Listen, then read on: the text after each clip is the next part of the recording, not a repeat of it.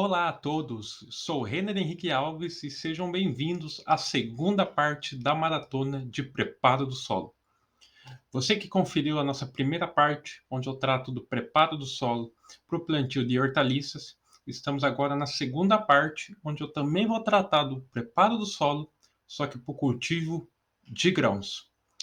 Você que tiver qualquer dúvida referente a aula aqui, você pode estar deixando aqui embaixo, tem no espaço dos comentários aqui, que a gente vai estar respondendo, tudo bem? Então, caso surgir alguma dúvida, algum questionamento, algo que, que ficou meio confuso, caso não tenham compreendido corretamente, podem estar deixando aqui que a gente vai estar buscando responder. Tudo bem? Então é isso, bora lá. Maratona de preparo dos solos. Hoje a aula é sobre grãos. Só recapitulando, né? A nossa maratona de preparo do solo, ela é dividida em 3 aulas. A de semana passada, igual eu comentei, foi a de semana passada não, a última aula foi a de preparo do solo para o plantio de hortaliças. Essa agora é de preparo do solo para o plantio de grãos. E a próxima aula é a de preparo do solo para o plantio de frutas, de plantas frutíferas. O que vai ser abordado nessa aula de hoje? Vai ser abordada as questões, a importância da análise de solo para o plantio, para o cultivo de grãos, a escolha do tipo de solo ideal também para o cultivo de grãos, quais são as principais técnicas de preparo do solo, processo de adubação, processo de irrigação e também o controle de pragas e de doenças. Bora lá! Primeiro ponto, importância da análise de solo. Igual comentei na aula anterior, a análise de solo é o ponto inicial e primordial para qualquer atividade que você realiza no campo. Qualquer cultivo que você vai realizar, você precisa ter um conhecimento do solo. A partir disso, você realiza esse diagnóstico do solo que ocorre a partir do processo de análise. Então, a análise é uma prática fundamental no plantio de grãos. Por quê? Porque permite você conhecer as características físicas, químicas e biológicas do solo e, a partir disso, está determinando quais são as correções e as adequações necessárias para estar realizando. Então, primeiro ponto, antes de já realizar um cultivo, de realizar um plantio, até mesmo de adquirir já sementes, insumos, fazer ali a análise de solo, fazer a interpretação, ter um diagnóstico completo para, a partir disso, tomar as primeiras ações práticas. Segundo ponto, escolha do tipo de solo, que é algo muito importante também e que deve ser levado muito em consideração.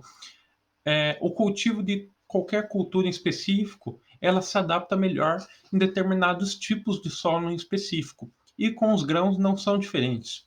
O solo ideal para o cultivo de grãos, ele preferencialmente ele deve ser um solo mais profundo, ele deve ser um solo bem drenado, ele deve ser um solo também com uma boa capacidade de retenção de água, além de apresentar também uma boa fertilidade, uma estrutura física adequada para estar um bom desenvolvimento do sistema radicular das plantas, entre outras características.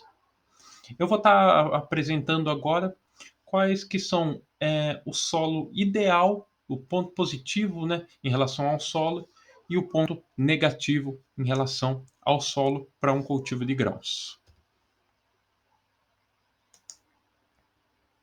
Iniciando falando das características de solo ideal para o cultivo de grãos. Em relação à maioria dos grãos, ele se desenvolve bem em solos preferencialmente argilosos, ou então argilo-arenosos. Por quê? Porque esses solos eles apresentam uma boa capacidade de retenção de água e nutrientes, além também de ter uma estrutura física adequada para estar fazendo o cultivo dos grãos. Já em relação a um ponto negativo, né, ao solo que não é tão ideal para o cultivo de grãos, se caracteriza os solos preferencialmente arenosos. Eles são menos indicados porque eles apresentam uma baixa capacidade de retenção de água e nutrientes, além também de ter uma estrutura física menos favorável para o desenvolvimento das plantas. E além do tipo de solo também, tem alguns outros pontos que devem ser levados em consideração, que são fatores importantíssimos, como por exemplo, a questão da topografia do terreno. A topografia do terreno é essencial também, você está fazendo essa análise, esse diagnóstico, antes de estar realizando um cultivo.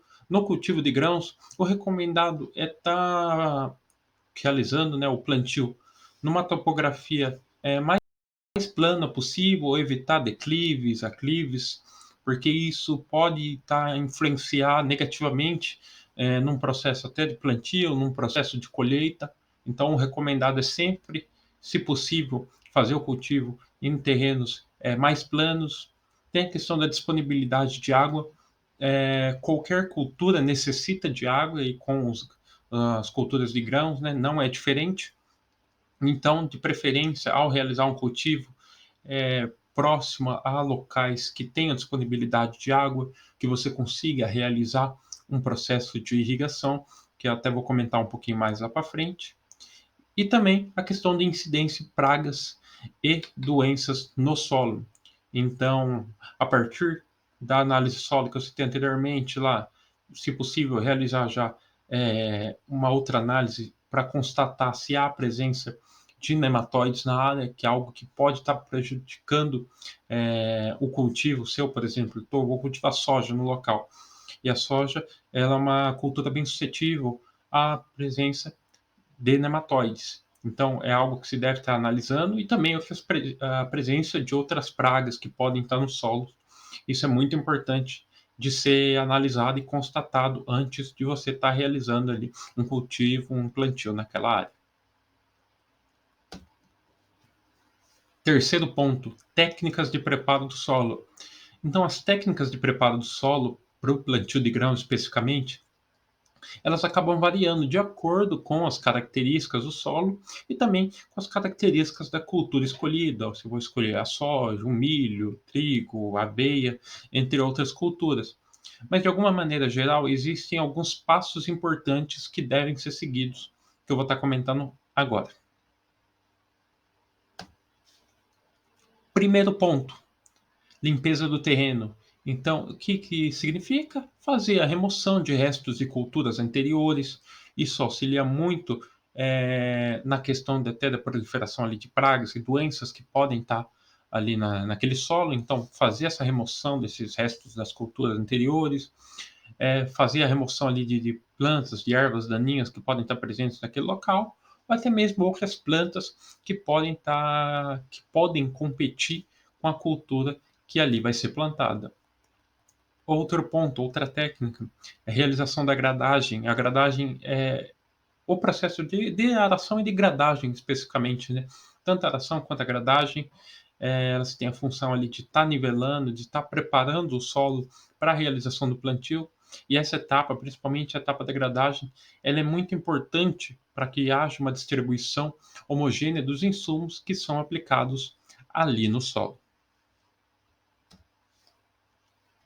Outra técnica, que é a questão da correção do solo, que é algo a ser realizado antes da implantação da cultura, mas que deve ser realizado baseado nos dados obtidos pela análise de solo.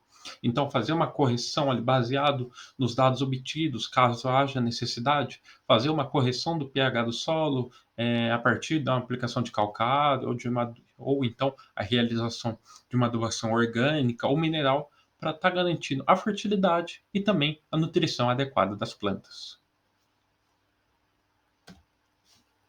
E também o último passo ali antes propriamente da realização do plantio, que é a preparação do leito de semeadura, que vai consistir na criação dos leitos para o plantio das sementes, com o espaçamento e a profundidade adequados para a cultura escolhida. Quarto tópico, processo de adubação. A adubação, igual em todas as culturas, ela é indispensável para o cultivo de grãos. Então, As doses, os tipos de adubos a serem utilizados, eles devem ser utilizados baseados nas análises de solo e também na necessidade da cultura ali, do tipo de grão que você está realizando o plantio ali naquela área. E no cultivo de grãos se baseia preferencialmente ali em dois processos de adubação. O primeiro é a adubação de base. A adubação de base ela é realizada antes da realização do plantio e consiste basicamente na aplicação de fertilizantes na área total do solo a ser cultivado, com o objetivo de estar garantindo ali uma reserva de nutrientes para as plantas. Então, essa é a adubação de base que é realizada antes da realização do plantio. Após isso, tem a outra adubação, que é a adubação de cobertura, que ela é realizada durante o ciclo dessa cultura e a realização dela vai se basear em alguns intervalos que são definidos de acordo com o tipo de cultivo, de acordo com a necessidade da planta que está ali inserida no local. E a adubação de cobertura ela tem como principal objetivo estar suprindo a necessidade das plantas durante o ciclo de desenvolvimento dela. Quinto ponto, irrigação. A irrigação também é fundamental para o cultivo de grãos.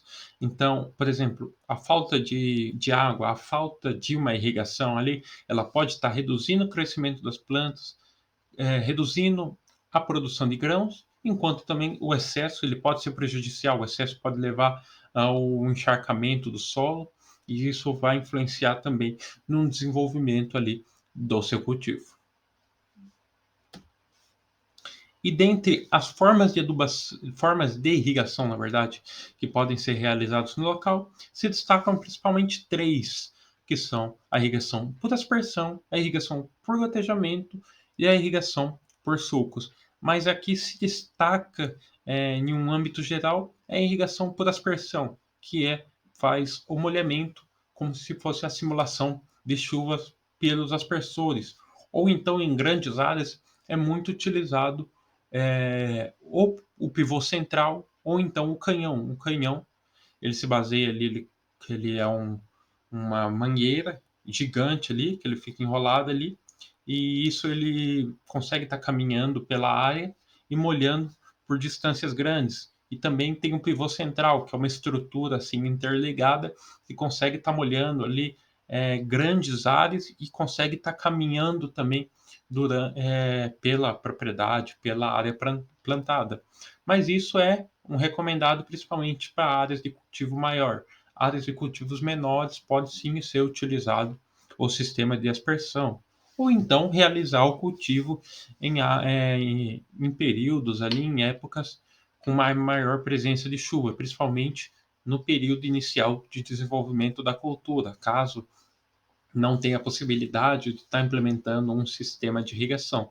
Então, independentemente do método escolhido, do equipamento, da maneira, é importante estar monitorando a umidade do solo, a quantidade de água que está sendo aplicada no local, caso haja presença de irrigação, para estar garantindo sempre uma irrigação adequada, baseada nas necessidades da cultura. Outro ponto, que é o sexto, na verdade, que é o controle de pragas e doenças. Então, o controle de pragas e doenças ele é fundamental para estar garantindo uma colheita saudável e também produtiva no cultivo de grãos. Existem algumas estratégias podem ser adotadas para estar minimizando esses problemas ali da presença ali, de pragas e de doenças no cultivo de grãos, que eu vou estar comentando agora para vocês. E dentre esses pontos se destacam monitoramento constante. Então, está sempre averiguando, sempre indo na propriedade, fazendo monitoramento, verificando se há presença de pragas ou doenças naquela área. Igual se tem anteriormente, ali, verificar se possível, antes da implantação da cultura, ali, verificar no solo se existe ali a presença ali, de pragas no solo, de doenças ali no solo que podem acarretar já um mau desenvolvimento do cultivo e também durante todo o ciclo de desenvolvimento e todo o ciclo produtivo. Tem as técnicas também de rotação de cultura, que é algo muito importante que pode ser implementado na área. Não cultivar sempre a mesma coisa, por exemplo, todo ciclo produtivo está cultivando milho, milho, milho, milho, milho. Isso gera uma maior propensão a o aparecimento de pragas e doenças. Então, o recomendado é sempre, se possível, estar fazendo essa rotação de cultivos ali numa mesma área. Outro ponto, utilizar cultivares resistentes. Hoje em dia, principalmente no cultivo de grãos, existe uma tecnologia muito grande em cima das sementes que são comercializadas. Então, optar, claro, por uma semente de qualidade, baseado nisso, uma semente ali que se destaca, uma cultivar que se destaca por ser mais resistente às principais pragas, às principais doenças que podem estar aparecendo no campo. Realização do controle biológico. O controle biológico também está se destacando cada vez mais. Então, não ficar somente ali no controle químico. O controle químico ele é muito importante e só que, se possível, em determinados casos, tentar fazer esse agrupamento ali de realizar tanto um controle químico quanto também um controle biológico, que com certeza vai fazer total diferença. Igual você tem agora o uso de pesticidas, né?